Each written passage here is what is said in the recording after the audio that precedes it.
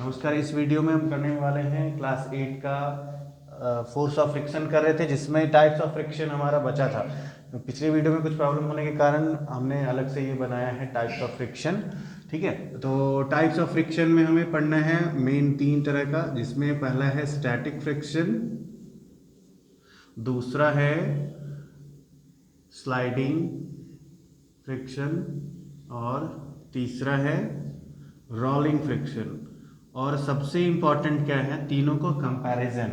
जैसे एक बहुत इंपॉर्टेंट क्वेश्चन है कि स्टैटिक अधिक है कि स्लाइडिंग अधिक है कि रोलिंग अधिक है, तीनों का सीक्वेंस क्या होगा, मीन्स कौन सबसे कम, कौन उससे बड़ा, फिर उससे बड़ा होगा। ठीक है, तो सबसे पहले बारी बारी से इसको देख लेते हैं तो ज़्यादा अच्छे से हम क्लियर कर पाएंगे कि तीनों में कौन बड़ा है, फिर उससे छोटा, फिर उससे छोटा। ठीक है, तो सबसे पहले देखते हैं स्टैटिक फ्रिक्शन। तो हमने देखा था पिछले लेक्चर में कि जैसे कोई बॉडी होती है, अगर किसी सरफेस पे रखी है तो सरफेस में क्या होते हैं, इस तरह के क्रेस्ट और ट्रफ बने रहते हैं। वो माइक्रोस्कोप से देखने से हमें पता चलता है कि कितनी भी स्मूथ सरफेस हो उसमें क्या होता है, ऐसे अप डाउन टाइप का एक लेयर बना रहता है। तो अब जैसे ये मान लिया कि बॉडी है, ये हमारी बॉडी है और ये हमारा सरफेस है। तो जब ये रेस्ट में होगा तो इसका जो ये होगा, क्रेस्ट होगा, वो इसके ट्रफ यानी कि इसके ग्रूव्स में जा गया हुआ होगा। तो यहाँ पर क्या होगा कि अगर आप इस बॉडी को मूव करने की कोशिश करते हो, जैसे यहाँ से मूव कराने की अगर कोशिश कर रहे हो, तो यहाँ पर क्या होगा, यहाँ पे आपको ज़्यादा ऑटोमेटिकली ज़्यादा फोर्स लगाना पड़ेगा। क्योंकि आप देखे होंगे कि कहीं भी अगर कोई जैसे आप कोई धक्का ही दे रहे हैं किसी चीज़ को, गाड़ी को ही धक्का दे रहे हैं, और अगर जैसे चक्का है, चक्का अगर आपके गड्ढे में फंसा हुआ है तो आपको मूव करने में उसको ज़्यादा ताकत लगाना पड़ता है। अगर एक तरह के गड्ढे में, चक्के के साइज का ही अगर गड्ढा है, अगर उसी में फंसा हुआ है तो आपको ज़्यादा ताकत लगानी पड़ेगी उसको वहाँ से मूव करने के लिए यहाँ पे। तो यहाँ पर अगर आप फोर्स लगा रहे हो कुछ, तो वो फोर्स सबसे ज़्यादा लगाना पड़ेगा। तो ये होता है यहाँ पर, और ये जो फ्रिक्शन यहाँ पर एक्ट कर रहा है, यही हमारा स्टैटिक फ्रिक्शन है। मींस जब बॉडी स्टैटिक हो यानी कि स्थिर हो तो वहाँ पे स्टैटिक फ्रिक्शन लग रहा है, और यहाँ पर जो हमें वर्क करना पड़ता है यानी कि जो फोर्स हमें लगाना पड़ रहा है वो स्टैटिक फ्रिक्शन के अगेंस्ट लगाना पड़ेगा, तब ना बॉडी मूव करेगी। तो हम ये कह सकते हैं कि हमारा स्टैटिक फ्रिक्शन सबसे अधिक होगा, क्योंकि यहाँ पर क्या होगा कि यहाँ पर ग्रूव्स में फंसा हुआ है, इसका जो बना हुआ है, जो यहाँ पे क्रेस्ट है, ये इसके ग्रूव में फंसा है, तो उसको मूव करवाना थोड़ा सा मुश्किल है। अब आता है स्लाइडिंग फ्रिक्शन। तो स्लाइडिंग फ्रिक्शन में क्या है कि बॉडी स्लाइड कर रही है यानी कि मूवमेंट कर रही है, बॉडी अभी स्टैटिक नहीं है, लेकिन ग्रूव तो अभी भी है इसमें, ग्रूव क्रेस्ट और ट्रफ इसमें भी, सरफेस में भी हैं और बॉडी में भी हैं। लेकिन अब क्या होगा कि जैसे ही आप मूव करवाना स्टार्ट कर दोगे बॉडी को, तो क्या होगा, जैसे ही ये इसके ग्रूव में जाएगा तो इसको अंदर पूरा जाके स्थिर होने का टाइम ही नहीं मिल पाएगा। मतलब टाइम इसमें जैसे ही आप स्लाइड कर रहे हो, लगातार कर रहे हो, तो उसको टाइम ही नहीं मिल पा रहा है इसके ग्रूव्स में जाने के लिए। तो जिसके कारण क्या होगा, बॉडी तेजी से स्लाइड होना शुरू हो जाएगी। इसलिए हमें यहाँ पर ज़्यादा फोर्स नहीं लगाना पड़ेगा, यहाँ पर हमें जो स्लाइडिंग फोर्स लगाना पड़ेगा, मीन्स ये स्लाइड, यहाँ जो फ्रिक्शन एक्ट कर रहा है उसे हम स्लाइडिंग फ्रिक्शन कहेंगे।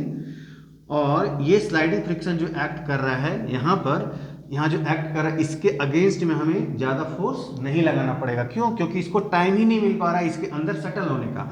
ये जैसे यहाँ पे ये जो इसके ग्रूव में अगर जाके सेटल हो जाएगा तब ना मूव, जैसे एक बार आप किसी चीज़ को घिसका रहे हो, अगर उसको छोड़ दो पूरा, फिर दोबारा उसको हाथ लगाना है, हाथ लगाने के बाद उसको ज़्यादा फोर्स लगाना पड़ेगा। लेकिन अगर एक बार आप स्लाइड कर रहे हो तो बहुत ज़्यादा, शुरुआत में जितना लगा था उतना नहीं लगता है। तो ये हो गया हमारा स्लाइडिंग फ्रिक्शन। मीन्स स्टैटिक सबसे ज़्यादा फिर लगेगा हमारा स्लाइडिंग फ्रिक्शन। और अब तीसरा देखते हैं रोलिंग फ्रिक्शन। रोलिंग फ्रिक्शन में क्या है, जैसे कोई बॉडी है उसमें कोई रोलर्स लगे हैं।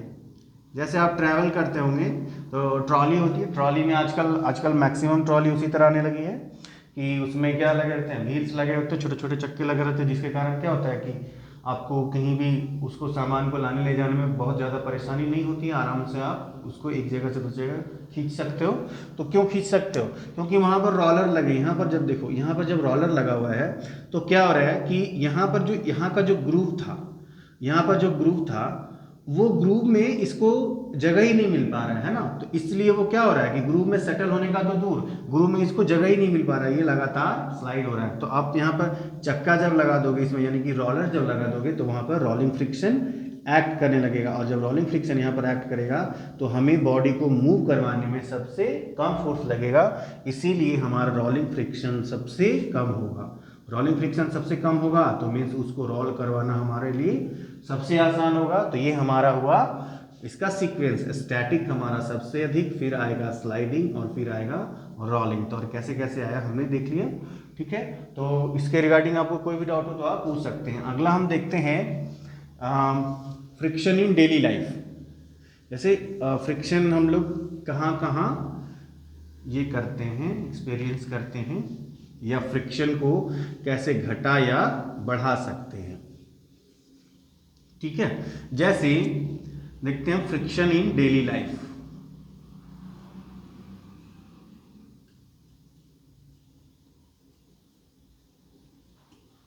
फ्रिक्शन इन डेली लाइफ में जैसे हम चलते हैं, जैसे जमीन पर चल रहे हैं, तो हम फ्रिक्शन के कारण ही चल पा रहे हैं, क्योंकि अगर फ्रिक्शन नहीं होगा, जैसे कि यहाँ पे ग्रूव बने हैं, मतलब कि ऐसे क्रेस्ट और ट्रफ बने हैं सरफेस में, और हमारे जो स्लीपर्स होते हैं उसमें भी क्रेस्ट एंड ट्रफ, अगर इसमें ये जाएगा तो थोड़ा सा तो ये चाहिए ना, थोड़ा सा तो स्टेबिलिटी चाहिए यहाँ पर रुकने के लिए हमें। तो स्टेबिलिटी हमें कहाँ से मिल रहा है, ये फ्रिक्शन से मिल रहा है। तो अगर फ्रिक्शन नहीं रहेगा तो हम अच्छे से ज़मीन पर चल नहीं पाएंगे। और वही आपने देखा होगा कि जब आपका स्लीपर पुराना हो जाता है और जब वो घिस जाएगा तो क्या होता है, उसमें ये वाला जो ग्रूव्स होता है, जो मेन ग्रूव्स और ज़्यादा जो ग्रूव्स होता है, वो क्या होता है, एकदम प्लेन होता चला जाता है, जिसके कारण से क्या होता है कि हम जल्दी से गिर जाते हैं चलते चलते, है ना। तो ये हुआ हमारा फ्रिक्शन इन डेली लाइफ। और आप देख सकते हो एग्जाम्पल में, साइकिल आप नए ले लेते हो तो उसका जो टायर होता है वो नया होता है, मतलब उसका क्या होता है कि बहुत ज़्यादा उसमें शेप साइज, मतलब उसका जो बना रहता है बाहर में जो ग्रूव्स बहुत ज़्यादा बने रहते हैं, तरह तरह का उसमें रहता है, जिसको हम छोटा छोटा जो गोटी रहता है उसको बोलते हैं गोटी साधारण भाषा में, जनरल में।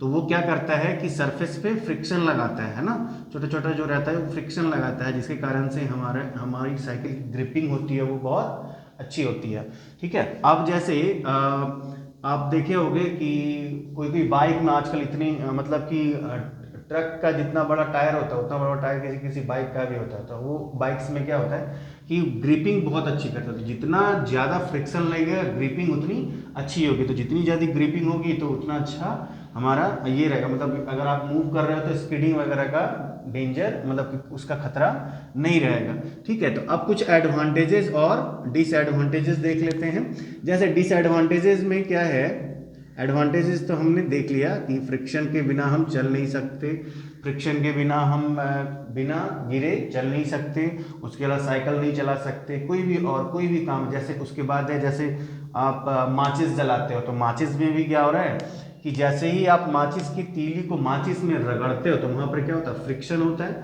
और फ्रिक्शन के कारण वहाँ पे हीट जनरेट हो रहा है, और हीट के कारण क्या हो रहा है कि वहाँ पे वो टेम्परेचर अटेन कर पा रहा है वो जलने के लिए, तो वहाँ पर आग लगती है फिर।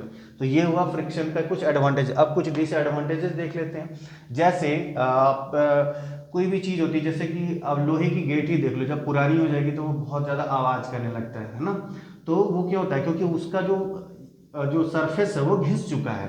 तो फ्रिक्शन का एक बहुत बड़ा डिसएडवांटेज क्या है कि वह घिस जाता है। जैसे आप चलते हो या आपके व्हीकल का टायर हो, आपके स्लीपर का सरफेस हो या सोल हो, वो घिस जाता है चलते चलते, ठीक है। उसको कम करने के लिए हम कभी कभी क्या करते हैं, जैसे अगर हमें कम करना है उसके फ्रिक्शन को, तो क्या किया जाता है, कभी कभी हम लुब्रिकेंट का प्रयोग करते हैं, लुब्रिकेंट का, ठीक है। जैसे बड़ी बड़ी मशीनों में क्या होता है, जब बहुत ज़्यादा चलने लगता है तो फ्रिक्शन के कारण हीट जनरेट हो जाती है। तो हीट क्या है, वो हमारे लिए बहुत हानिकारक है। हीट के कारण क्या होता है, कभी कभी पार्ट्स पूरी तरह से डैमेज हो सकता है, वहाँ पर आग लग सकती है, बहुत बड़ा नुकसान हो सकता है।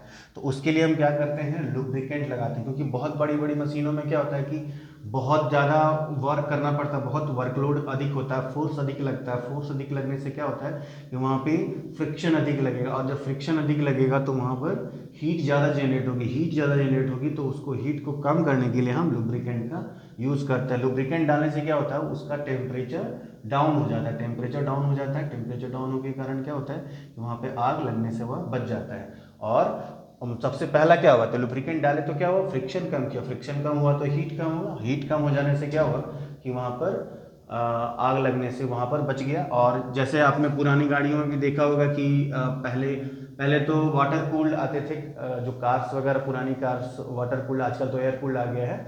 तो पहले वाटर कूल्ड था तो उसमें बीच बीच में पानी डालना पड़ता था, है ना। तो बीच बीच में पानी डालना पड़ता था, जिससे क्यों होता था कि गाड़ी अगर लगातार चलते रहती थी तो क्या होता था कि उसमें बहुत ज़्यादा हीट जनरेट हो जाती थी फ्रिक्शन के कारण।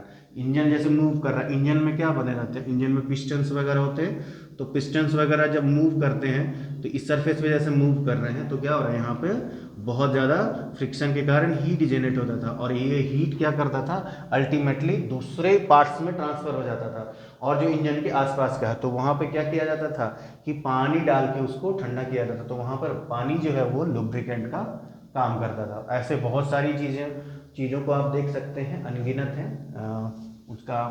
उसके बारे में अगर जानने लगे तो बहुत लंबा हो जाएगा वीडियो।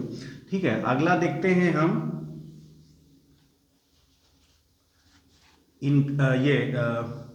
हमारा जैसे है फ्लूइड फ्रिक्शन। फ्लूइड क्या होता है, फ्लूइड फ्रिक्शन, फ्लूइड में हमारा जैसे आता है, फ्लूइड किसे कहते हैं, फ्लूइड जैसे कोई भी गैस हो, जैसे स्टेट्स ऑफ मैटर में 3 है, सॉलिड, लिक्विड और गैस।